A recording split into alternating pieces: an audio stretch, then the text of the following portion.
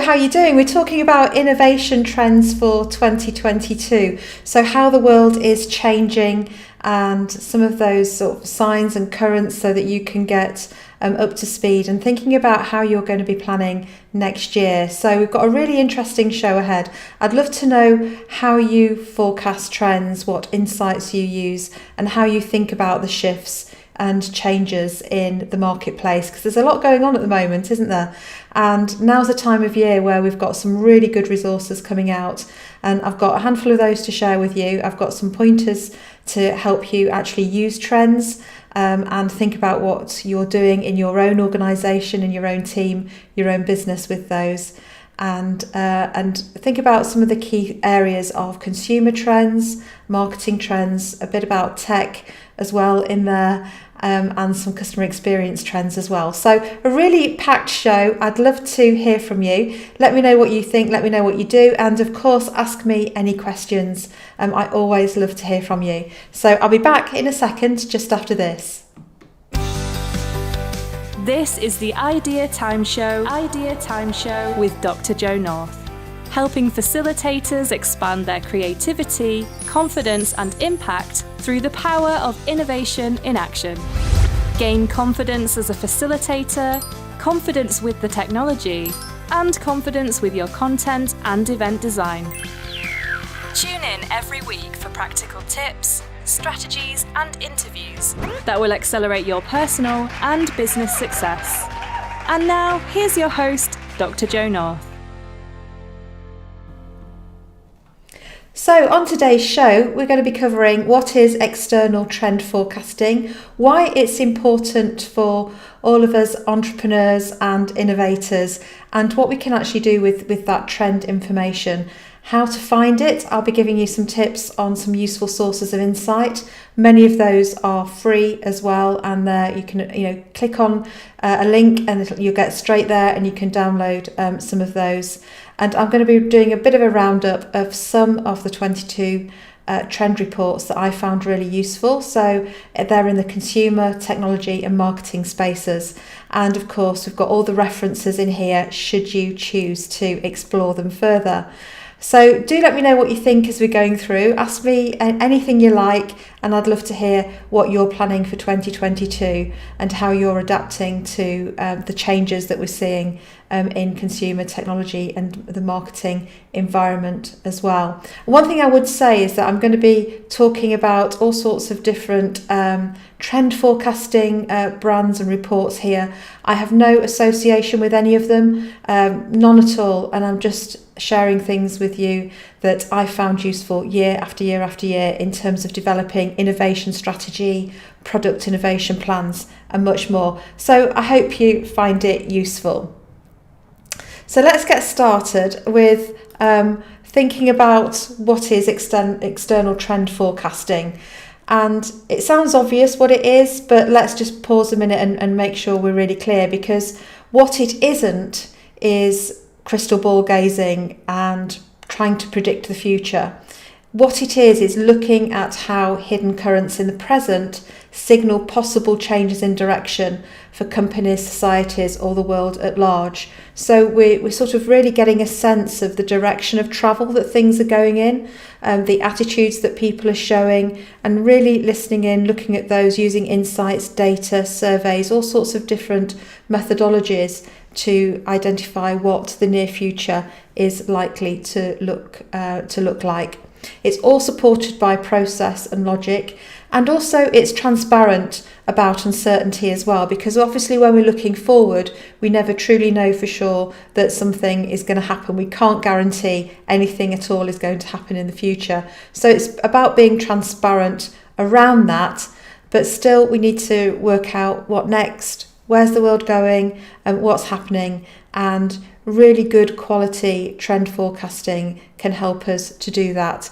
And I think as I go through some of these things, they'll hopefully resonate with you as well. So you'll recognise some of the trends from just, from the things you're experiencing as you're going about your day-to-day too.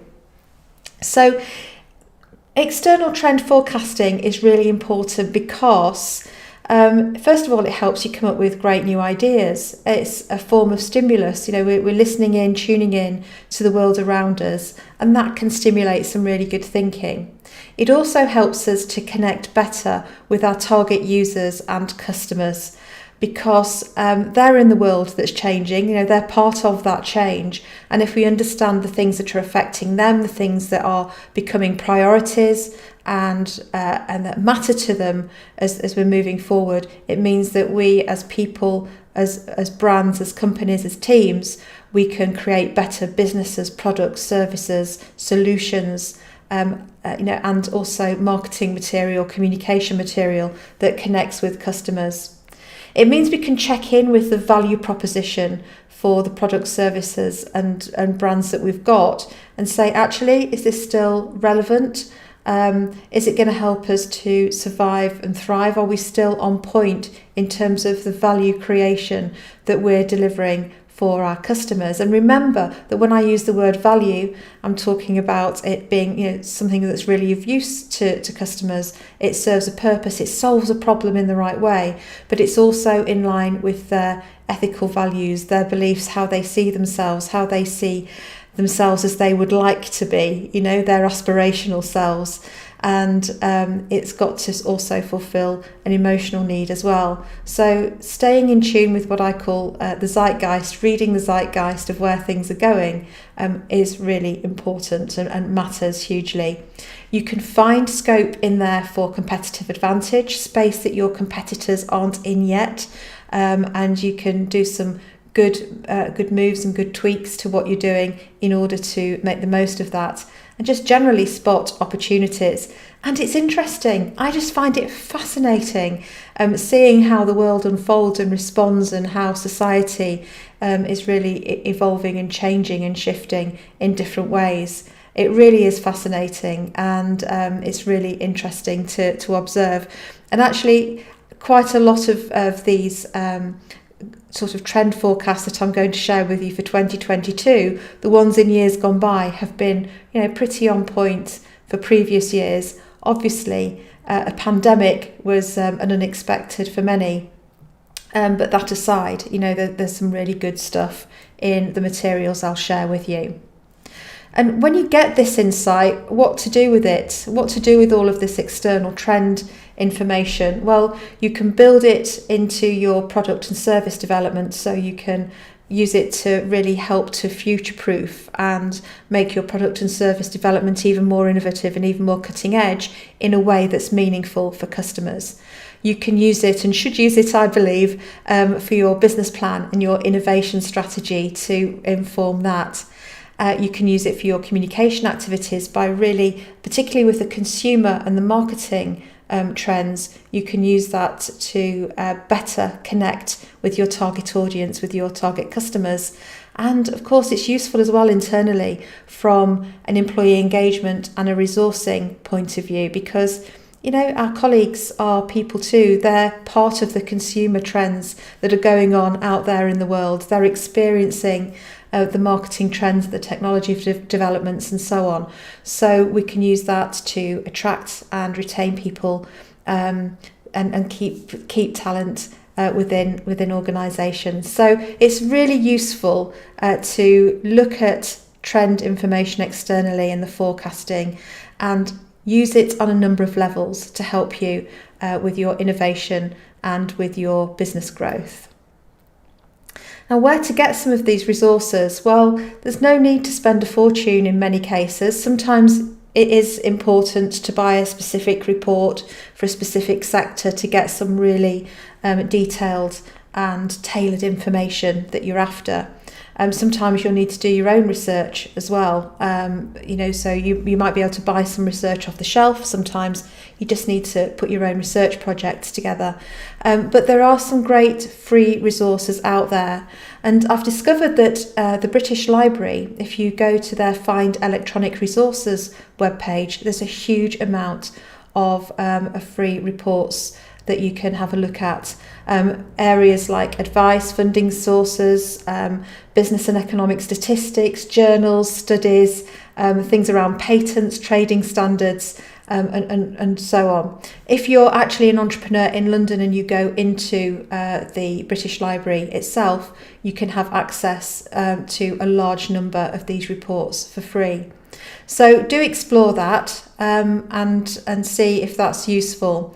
The summaries I'm going to give you right now are the roundups are all from free resources that you can just download and use. And as I've said earlier, I've no relationship, no connection, nothing with any of the companies that are producing these trend forecasting reports. They are simply things that I genuinely find useful year after year after year, and I always have them in my toolkit. I always look at them around this time of year and see, what I need to be thinking about for next year and how I'm going to integrate it into my own innovation and business planning, and also that of clients. So just by searching trend forecasting 2022 in Google, all sorts of stuff comes up, and we're going to be looking at some of those today, and I'll give you some headlines. And if you want to go deeper and find out more, if one of the trends really fascinates you or you think it's really relevant to your business, you can dive in deeper and go to the next level. So my purpose today is to give you an overview of some interesting things and signpost them to you so that you can go and explore anything that you find useful on your own and get under the skin even further. So I'm going to start off with the Mintel Global Consumer Trends 2022 report. This is a free download. You just can type in Mintel Global Consumer Trends 2022 and it'll be probably at the top of the Google listing. Mintel is one of the world's leading market intelligence companies, and they're focused on consumer trends. So how are people behaving? What's important to us all when we're out there thinking about things we're going to buy and our behaviours and so on.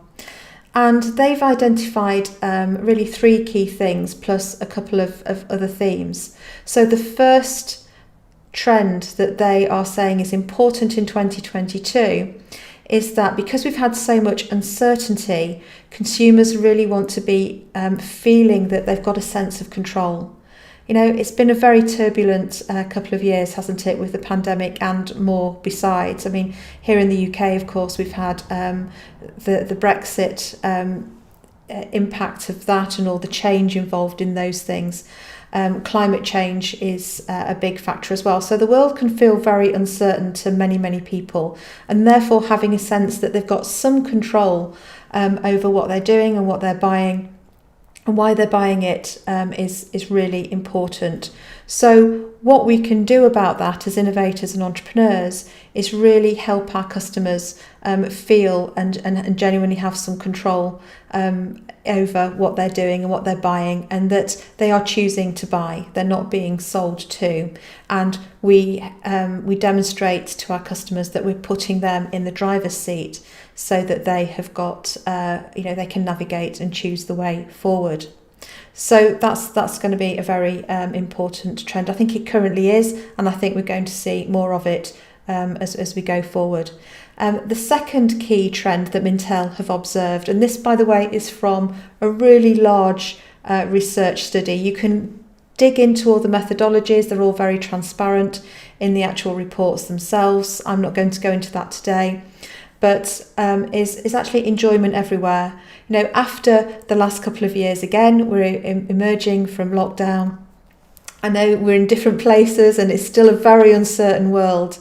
But as things hopefully improve through 2022, people are looking to enjoy themselves, have some novel experiences after really limiting travel and so on. And those experiences can be in the physical world and in the virtual world as well. So not necessarily involving physical travel from one location to another. Often, yes, often it will be virtual as well.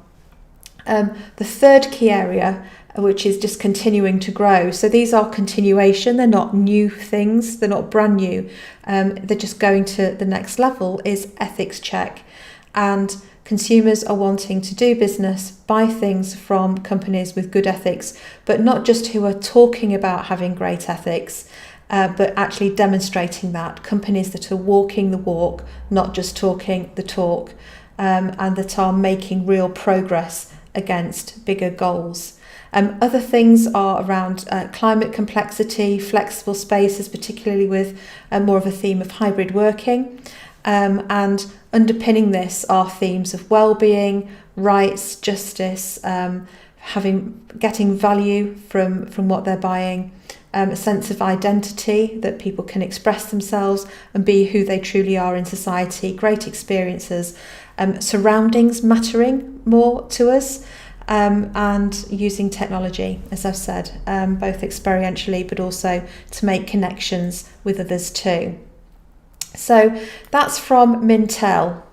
I'm going to look now at Qualtrics 2022 Global Consumer Trends Survey, and Qualtrics is an experience data platform tool, and it's set up to deal with large volumes of data and data sources around employee engagement and customer experience and those sorts of things. So this perspective, although it's also called Consumer Trends, as was the Mintel Trend Forecasting Report, this is about customer experience itself. So it's got a slightly different lens.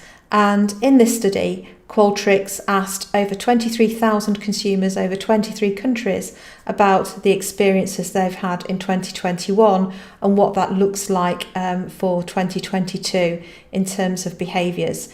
And there's a lot of work to do around customer experience, I think.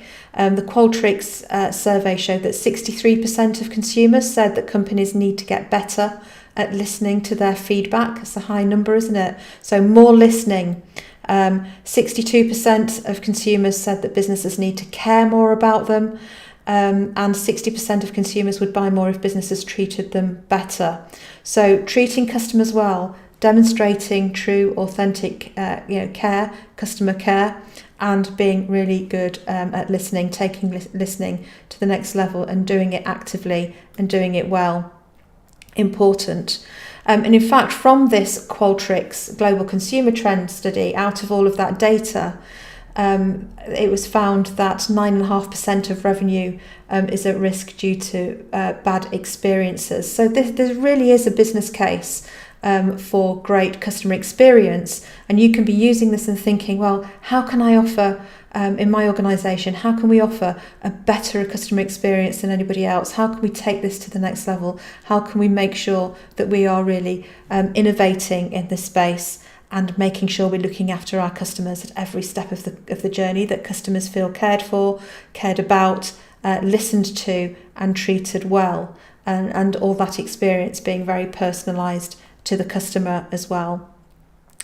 Some more data coming out of this study is that consumers are 3.5 times. I'll say that again. 3.5 times more likely to purchase from a business after a positive customer experience, and 5 times more likely to recommend an organisation after a positive experience. So recommendations, referrals being really important, and those positive experiences leading to increased business as well. And it's really nice to see good, solid data, contemporary data around things that we probably intuitively know, but it's good to see them measured more tangibly here. So for improving customer experience, the things that seem to matter are price and fees. This ties in actually when you go into the detail of some of the commentary in these studies. The area around customer experience from Qualtrics is tying into what Mintel are also saying about value, in that prices and fees and getting good value for money, not necessarily cheap things, low cost things, but feeling that actually the investment in the spend and the time is worth it, is the biggest area, and providing customer service support is coming in really strongly as well in terms of an area for improvement. Also, not far behind are the ease of using products and services and online resources, and making sure that products and services can actually do what they are there to do, and looking at the buying process and making that as frictionless and easy as possible. So I've got a great question here, thank you, I'll just put this on so you can see it. So thank you very much for your question. The question is, would you know if access to Qualtrics is paid or free? Do you know, I don't know. I tend to use the paid version, but maybe Google it, because there's usually a free version, at least an introductory offer. It depends what you want to use it for as well. So I'd recommend Qualtrics if you've got a large volumes of data. If you want to do a quick survey, you might find SurveyMonkey is a bit more easy to use, and they've got a free trial, I'm sure, as well. So I'm not sure. I'll get back to you after the show, and I'll put that in the chat for you, but I really appreciate the question. Thank you. This whole report, by the way, if it's the access to the report that you meant rather than the Qualtrics system itself, this report is free. So you can literally Google Qualtrics 2022 Global Consumer Trends, and you'll get the report. You just download it completely free, and there's loads of information in there. The next one that I find useful is the Gartner hype cycle. And this is the 2021 Gartner hype cycle. And what this is, I don't know if you've come across it before. I'm sure if you're in the tech space, you absolutely have. If you're new to the tech space or you're not familiar with it, I'll give you a very quick explanation. So it's like a product life cycle. So as there's an innovation trigger, something happens to cause an innovation in technology, and it's the expectations get higher and higher as it goes up. And then there's a peak of inflated expectations where, oh, this looks really promising, it looks like it's really going to fly.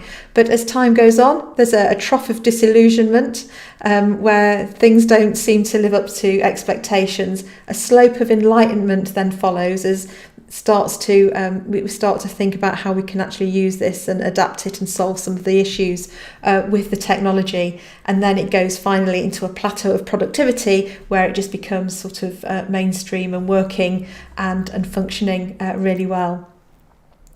So, and every bit of tech, and actually you could argue many products and services go through that sort of journey as well. And what it does is the Gartner hype cycle plots all emerging technologies onto this product life cycle flow. And you can see for every type of new technology how long it's going to take to get from where it is on that life cycle through to the plateau of productivity. So obviously this is the 2021 version that I'm showing you now, because we're in 2021 and the 2022 one is yet to come. But it's really interesting to see where things are, and there are different versions of this as well for different types of technology. So do have a look at that if this is an area that's of interest to you.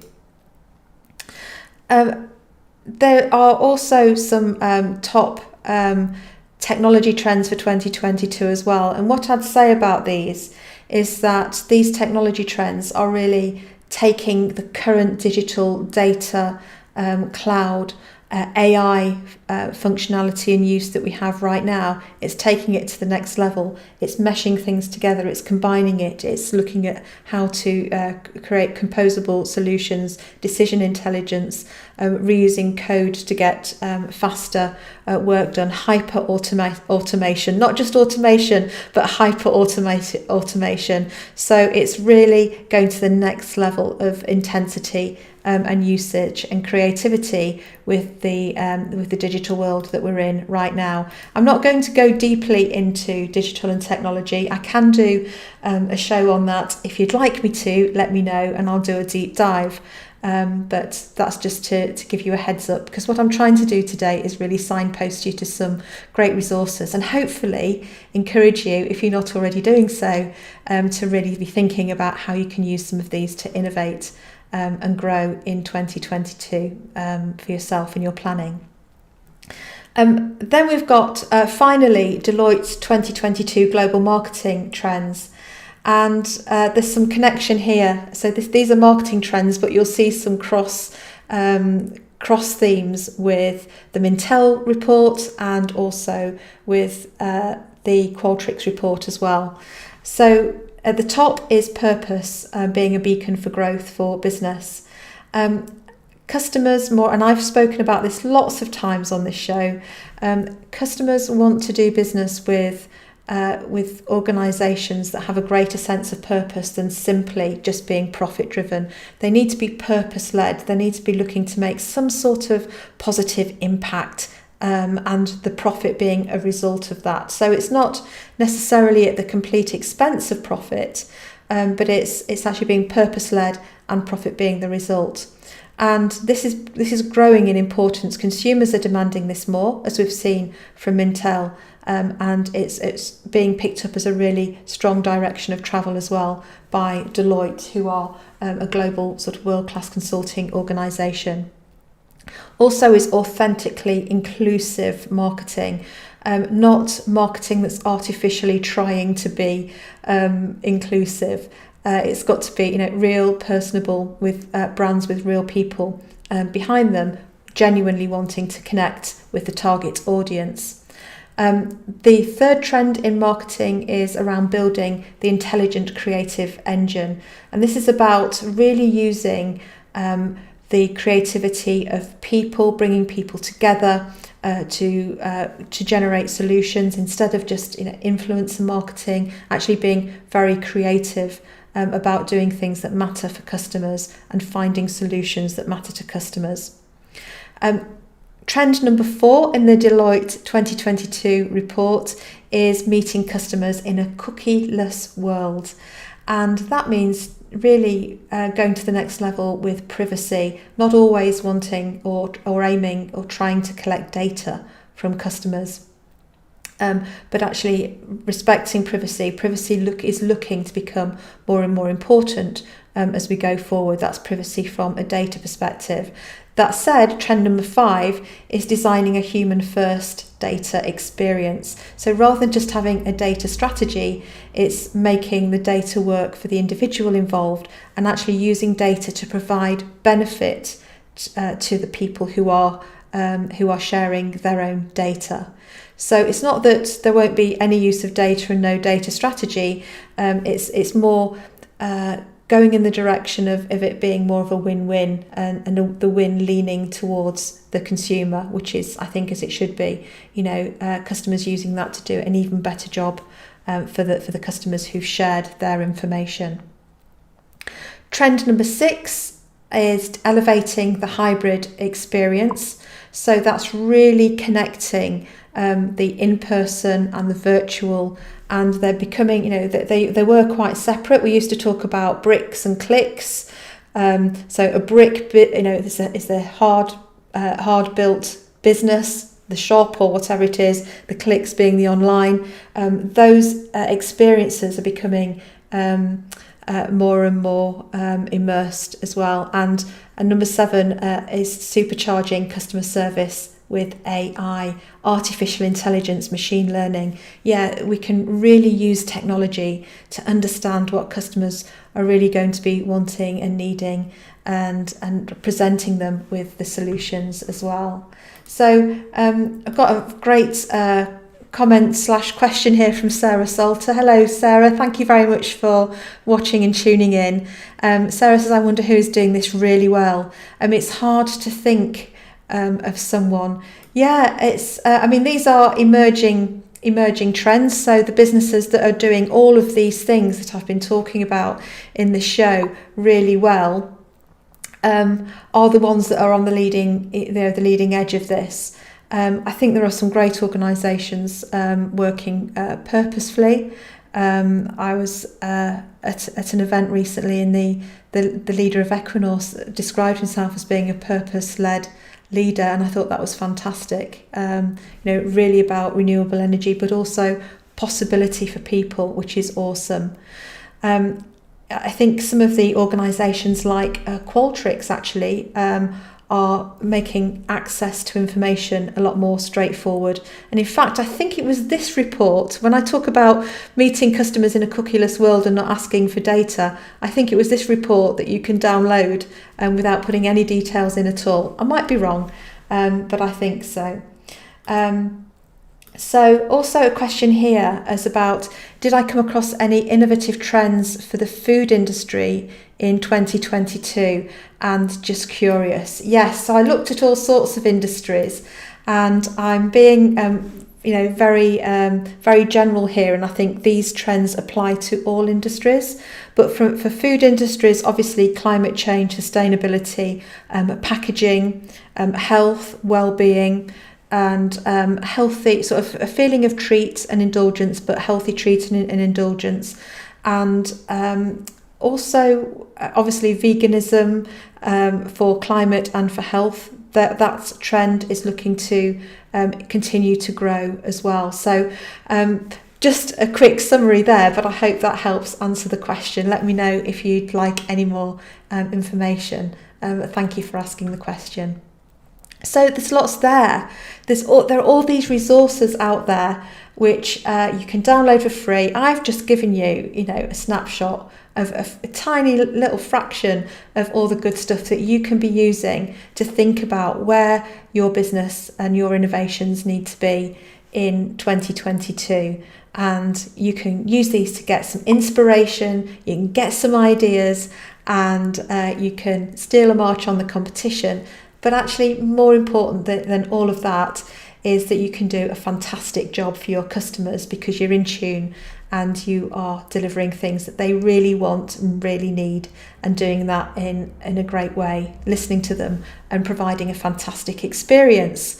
So I hope that's useful for you. I've really enjoyed being with you. Thank you everybody for all your comments and questions. That's really brilliant.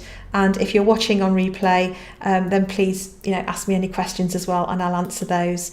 And if you'd like any more information, I've got, do tune into the YouTube channel. There's loads of videos and things there for you. Also, the Big Bang website has got lots of free resources as well. And I've got a blog on there with lots and lots of free material and how-to guides and information.